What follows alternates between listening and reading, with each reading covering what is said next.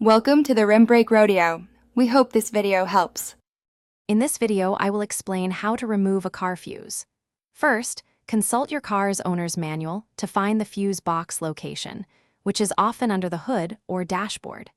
Before touching anything, ensure your vehicle's ignition is completely off to prevent electrical issues. Then, pinpoint the specific fuse related to the malfunctioning component you are addressing. This preparation ensures safety and efficiency.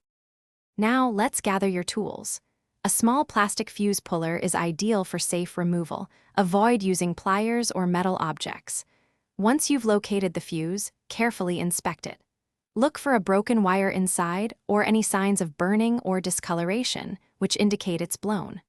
Also, note the amperage rating, usually a number like 10 or 15, printed on the fuse itself.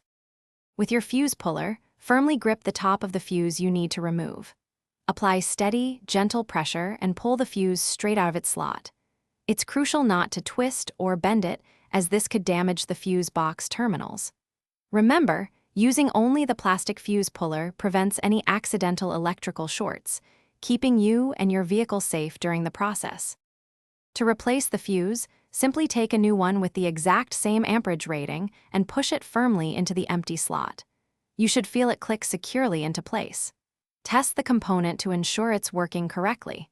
For more helpful tips and great deals, including those leak-proof containers for easy meal prep, check the description below this video. Your car will thank you for this simple fix. Thanks for watching. Consider subscribing if we helped you.